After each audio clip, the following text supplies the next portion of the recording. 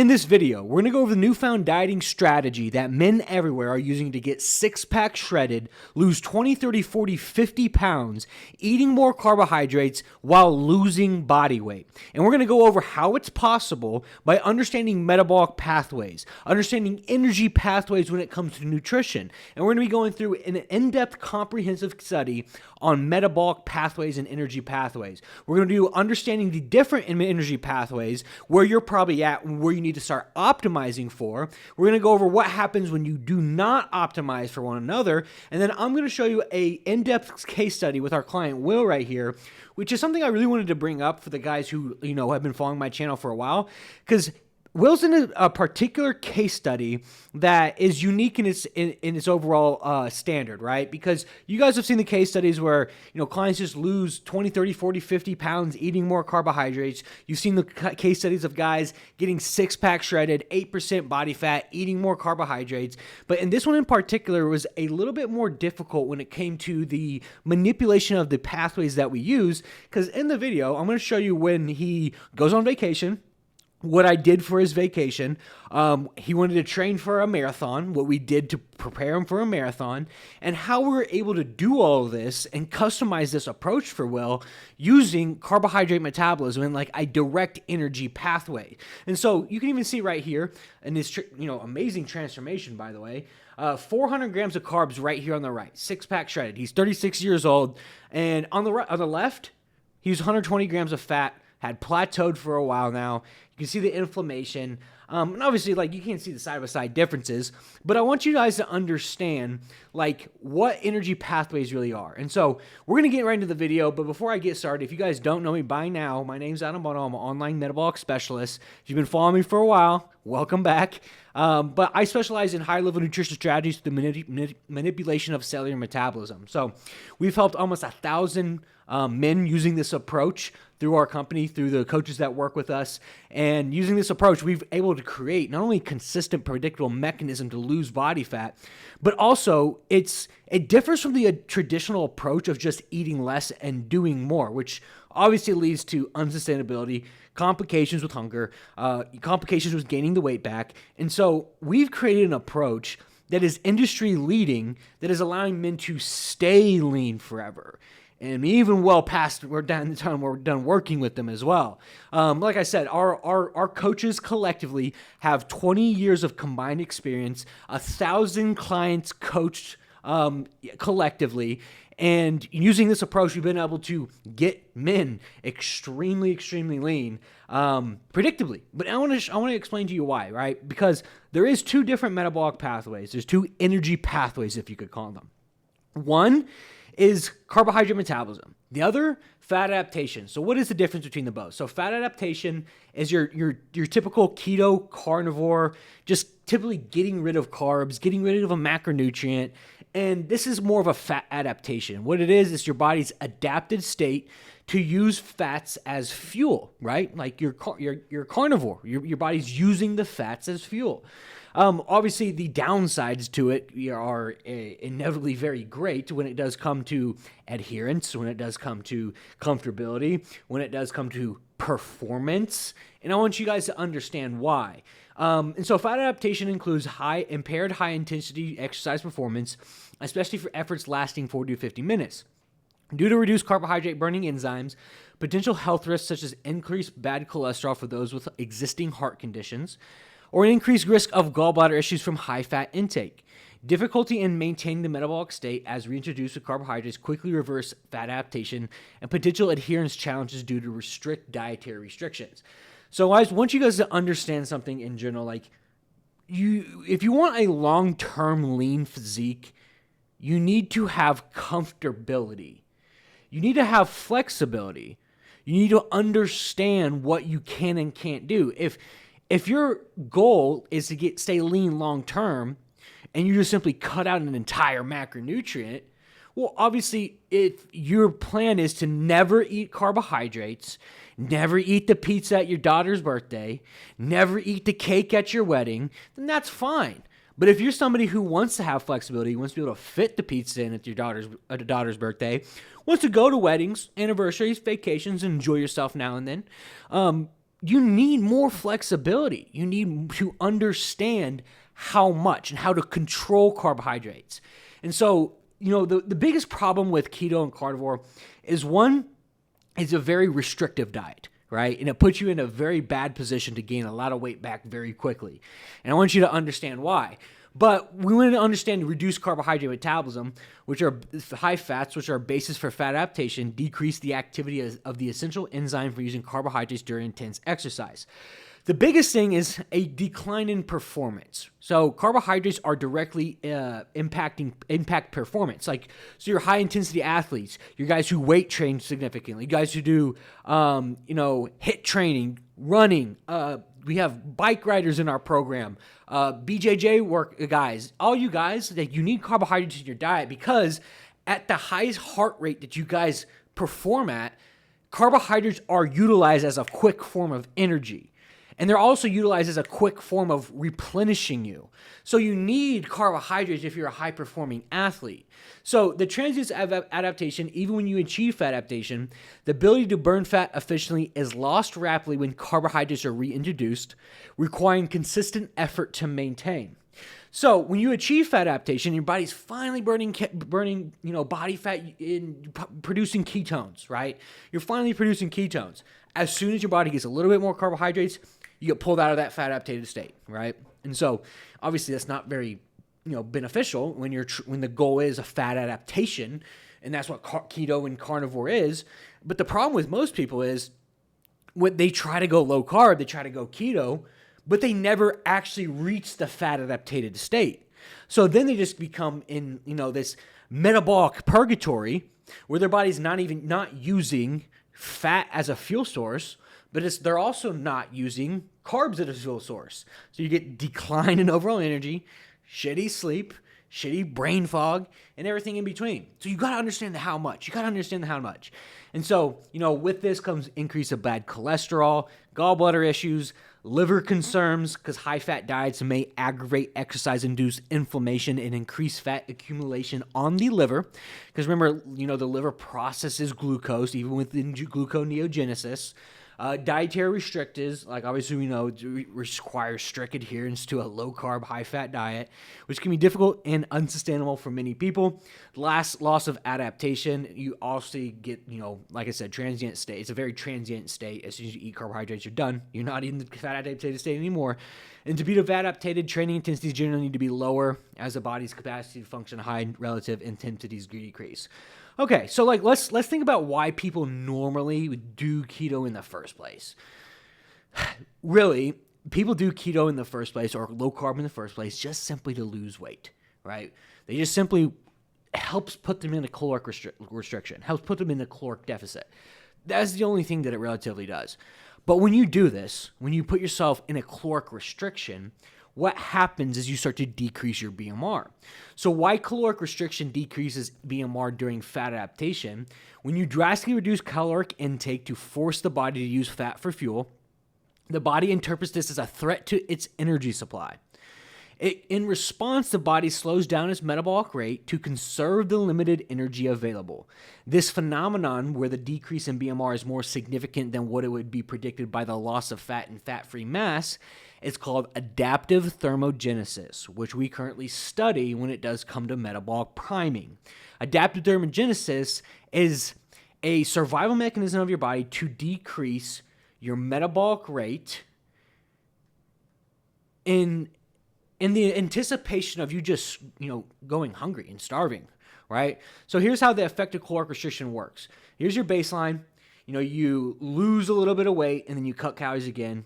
Your metabolism adapts and you hit a plateau. Then you lose weight again until you eventually just hit a process, and then it repeats until you crash, right? So the hormonal changes that come from a lower BMR leads to lower, declining insulin levels, changes in leptin, satiety hormone, in which can signal the body decreases energy expenditure. Autonomic nervous system adjustments. The autonomic nervous system also adjusts with reduced sympathetic nervous system activity contributing to lower metabolic rates.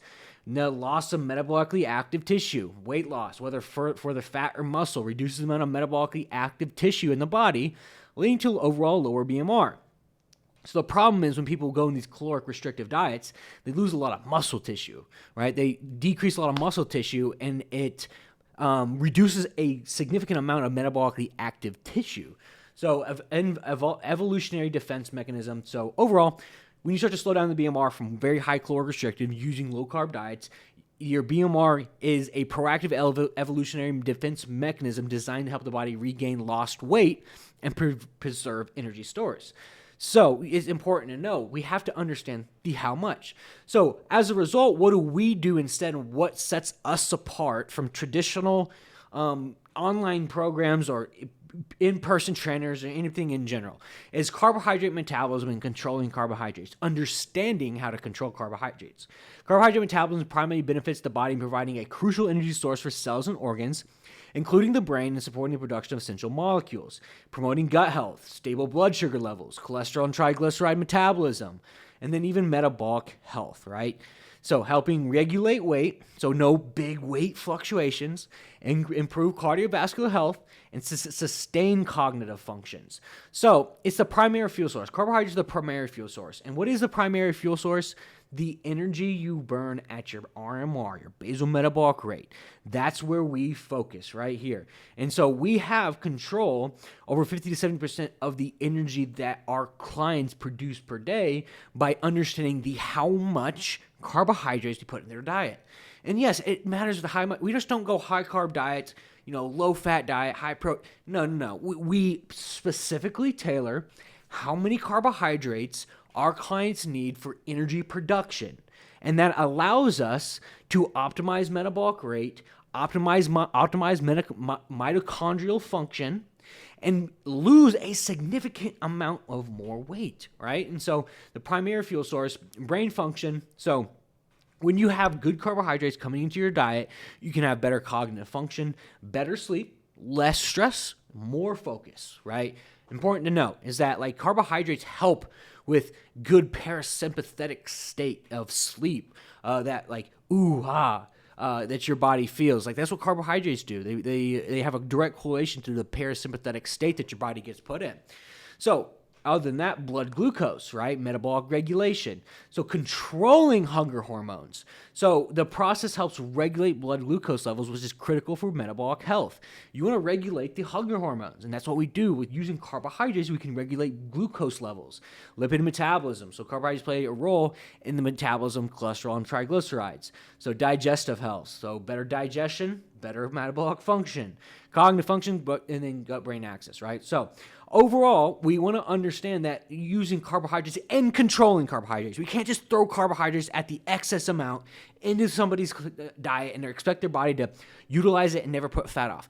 Yes, we need to understand the how much. We need to understand what type, and we understand that we need simple, healthy carbohydrates that's going to support essential body functions, that's going to support metabolic and mitochondrial reaction, and it's going to increase metabolic rate. And so we don't have to go in a super low carb diet or super caloric restrictive diet. So when you don't optimize for this, and let me be very clear, when you do not optimize for fat adaptation or carbohydrate metabolism, you run into something what's called metabolic gridlock. So metabolic gridlock, also known as mitochondrial metabolic gridlock, refers to the state where the body's mitochondria responsible for energy production become inefficient as switching between the two fuel sources. This leads up to a buildup of byproducts and disruption in the body's ability to respond to fluctuating energy demands, contributing to metabolic dysfunction and disease. So the problem with today's society, the problem is people don't know how much. So what is the traditional American diet? High fat and high carb, right? So they're not optimizing for either one. So when you start to do that, you lose your metabolic flexibility. A healthy metabolism involves the ability to switch efficiently between glucose and fat for energy based upon the body's needs. So why do we want metabolic flexibility? So you can go out to eat on the weekends with the wife. You can go out on vacation. You can, raise your carbohydrates to compete in that next marathon. You can eat that pizza and that cake at your daughter's, next 10th birthday. And these are the things that metabolic flexibility allows you to do. And if you're just simply going out the window and saying, I can't have carbohydrates, I'm trying to lose some weight, you're starting to already psychologically restrict yourself from doing things that you would like to do, which is also going to lead to a negative impact on overall regain. So metabolic gridlock is when switching ability is impaired. It leads to gridlock when mitochondria struggle to produce incoming fuel, resulting in the buildup of metabolic intermediates and decline overall metabolic function.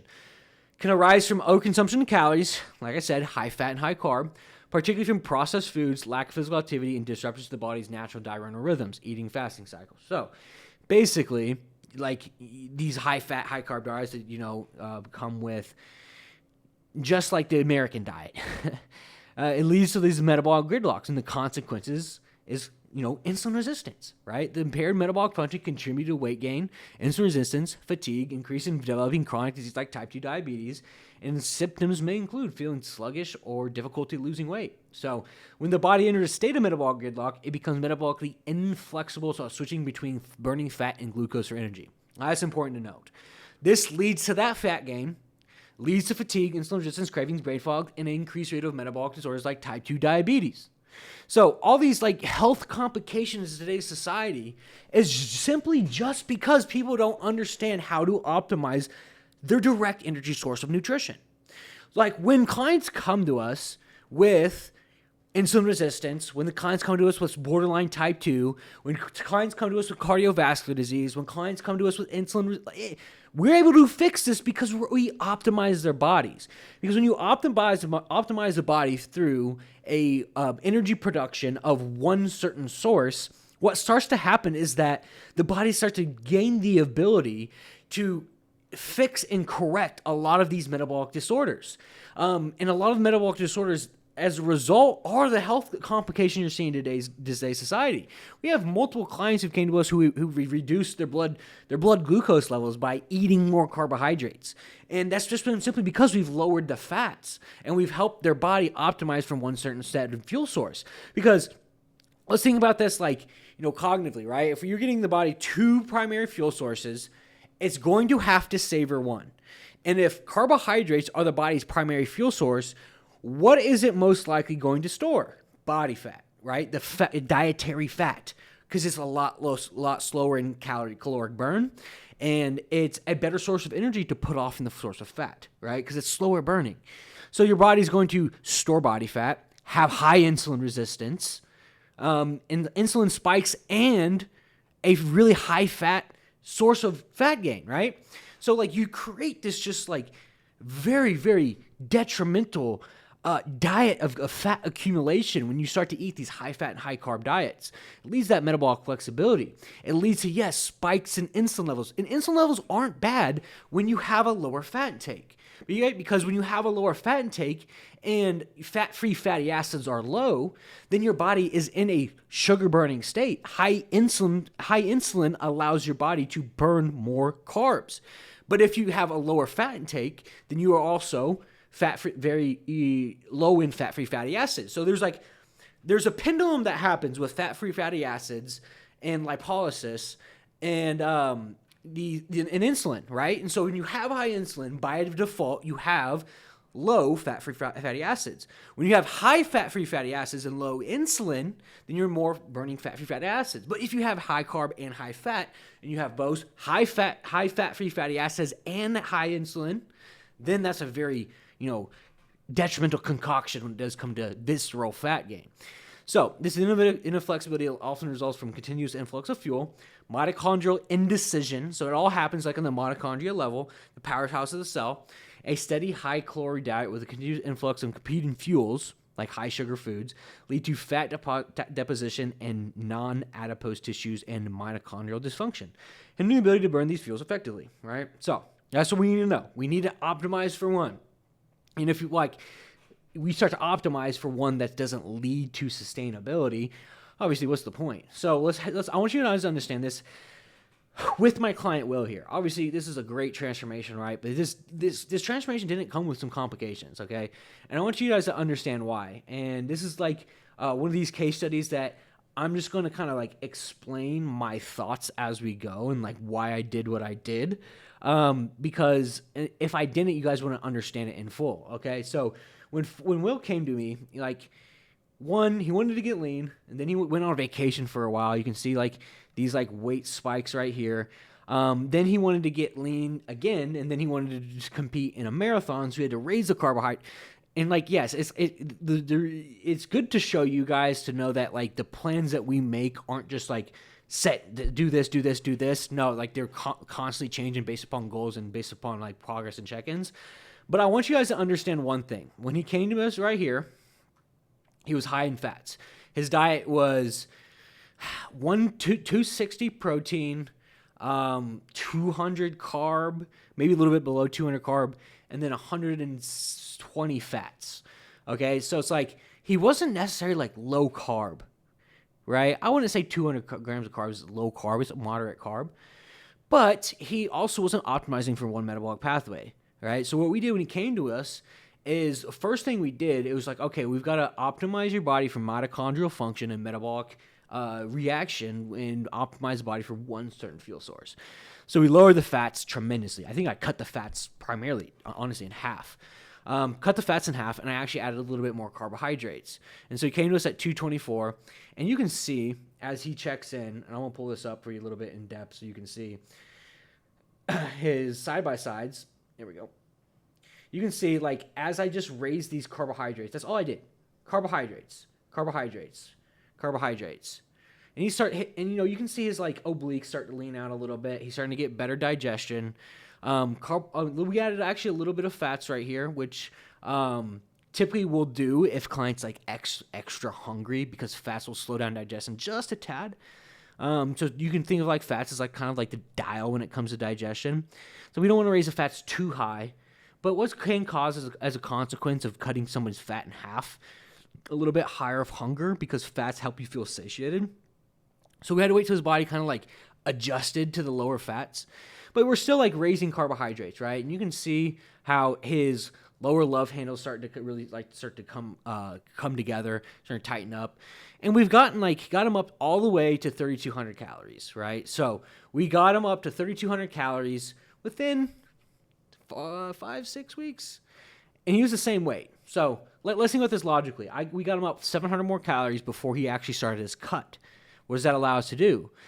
Have 100 more calories to cut from, right? So that's the purpose of metabolic priming. What we do with our clients is that we set the stage for the fat loss. We build the frame, right? It allows for longer sustainability, longer term sustainability. It leads to less hunger complications, and it just leads to overall longer term results. Our clients come to us because we give them long term results. Because what you guys don't see in between this is the constant check-ins and the video check-ins I sent to Will, explaining, hey, this week, I'm going to raise your fats just a little bit. You said you're a little bit hungry. This should help, let's hold up your digestion ever so slightly, not enough. If you start having digestive complications, let me know. But this should, keep you a little bit more satiated until we get to the back end of this cut. So what is he doing during these? Is he's learning, right? We're teaching him. We're teaching him what we're doing and why we're doing it. Because, our clients, when they come to us, our goal with them is to teach them everything they need to know to sustain it. But anyways, we started his cut, and let's just think about this. We started his cut, and we dropped those fats that I raised earlier on, and raised just a little bit less protein.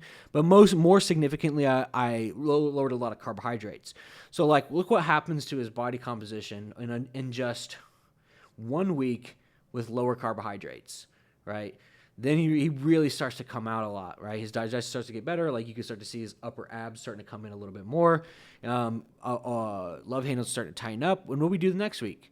A little bit more less protein, a little bit less carbs, right? And then he really starts to, his upper back starts to look really defined, because fat loss does occur from the top down, right? So you start to feel it in your chin, your shoulders, your back, and then you start to obviously the stubborn quote unquote area is usually the midsection, which isn't too much of an issue for us.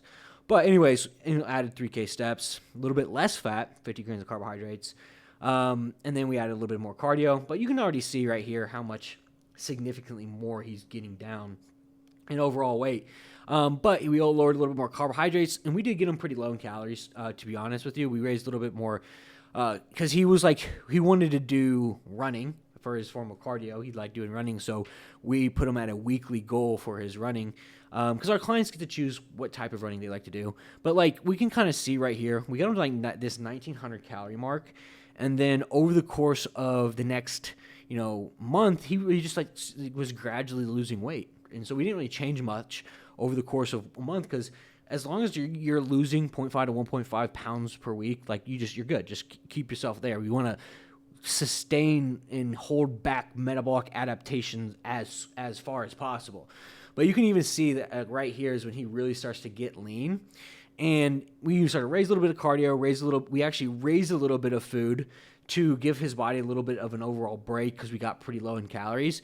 And then he wanted to go on vacation, right? And so what we do was like we just took carbohydrates out, right? Because we've optimized his body for carbohydrates, like carbohydrate metabolism. So how do we prep him for vacation? We take 100 grams of carbohydrates out, right? Because his body's optimizing for carbohydrates. And then you can see after we take these 100 grams of carbohydrates, this is when he really starts to get lean. And it's not just because he's shaved, but he really does start to get lean. Like you start to see his obliques and abs come out in the front.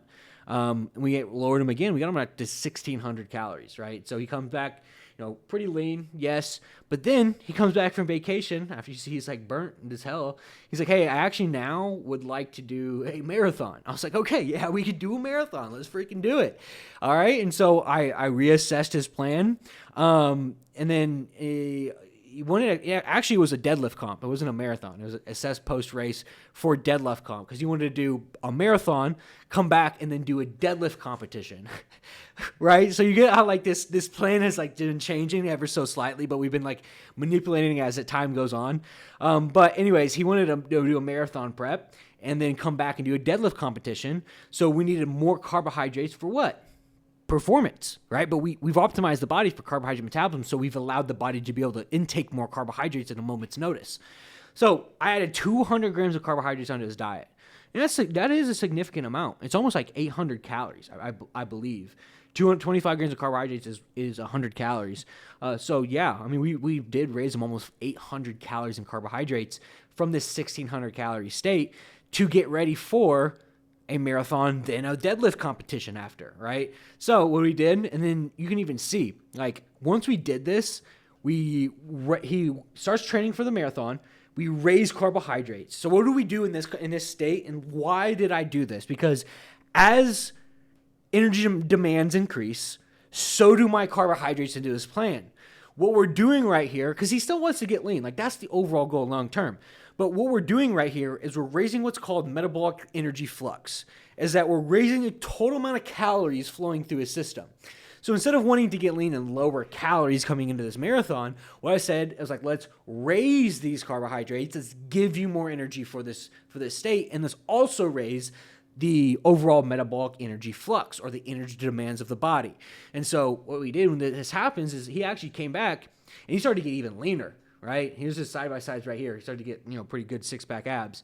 And then his side-by-sides looking started really good. Raised 20 more grams of carbohydrates, 25 more grams of carbohydrates, and got even leaner, right? And then we actually raised a little bit of fat and a little bit of carbohydrates. So this is the photo from right here. I just clipped it out because he took a terrible photo right here.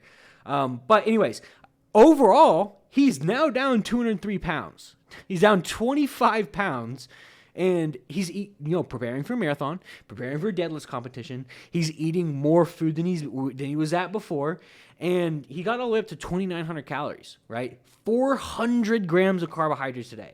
He's at 400 grams of carbohydrates a day right here, and he's down 25 grams of 25 pounds. Right, so like let's look at the overall differences. This is him with not optimizing for a one set fuel source, 120 grams of fat, 250 grams of carbs, 2,500 calories. Just looks kind of like flat, a little bit watery. But when we start to optimize for macronutrients and we start to optimize the body for energy pathways, 2,900 calories, down 25 pounds, moderated fats, which is controlled fats, but also controlled carbohydrates. So we have controlled amount of carbohydrates. He's down 25 pounds. And then he sends me this photo right before his deadlift competition, and I was like, whoa, dude, you have abs. But yeah, like obviously, like, this isn't like a normal plan that we have for clients. Like, he had a lot of different goals that changed. He had a lot of like complications with vacations, travel, XYZ. But this is the importance of what we do as an organization is we come in, we assess each week and see what needs to be changed based upon energy demands. And when we optimize the body for carbohydrate metabolism, one set like fuel source, we're able to do that. I'm able to give them 200 grams of less carbohydrates to get ready for vacation. I'm able to give them 200 grams of carbohydrates to get ready for a marathon and then a deadlift competition. And I'm pretty sure he even said that he actually like hit his new best. And I actually have a video I want to show you of Will and what he had to say about carbohydrates after this plan we made him. Yeah, man, just eat the carbs. Down 25 pounds, and I'm lifting more than I was. It seems hard to believe, like trust me, but the results are starting to get pretty crazy. It's just like even more insane. It's so sustainable. Actually control my metabolism, feel in control of my body. It's an amazing group to be a part of and see your business is growing. Just seeing all these men come in here and, you know, everyone is really a machine that's in this group. Like we know how to fuel it now, and there's some real animals in there. So yes, the manipulation of cellular metabolism, understanding how many carbohydrates you need to eat for energy demands. And like Will has said, it's like once you do understand it, it's so sustainable, and it's a lot more sustainable. It's a lot more liberating as well.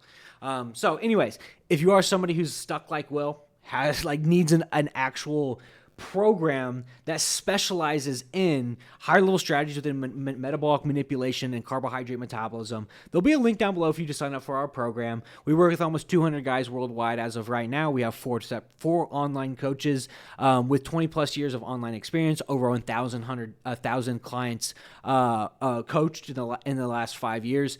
And we're the top upcoming online fitness program on the internet as of right now, using our unique method of metabolic priming. And, you know, people are quite literally flocking into, you know, us as an organization, and it's such a pleasure to be a part of all these guys' journeys. So I'd love you to be a part of it. But if you're somebody who just wants to come by, you know, stopping by to see a little bit more information, glad you came by. Check out the rest of the channel. You can definitely learn a lot about what type of information that is going to be best beneficial for you to hit that next level, because that's what the whole channel is designed for. It's just to get you guys to that next level physique and provide as much value as I can as possible, and for you guys to understand, go try it for yourself, see that it works, come back for us, and join the family. So anyways, I hope you guys like this video. Like, comment, subscribe, and I'll see you guys next time.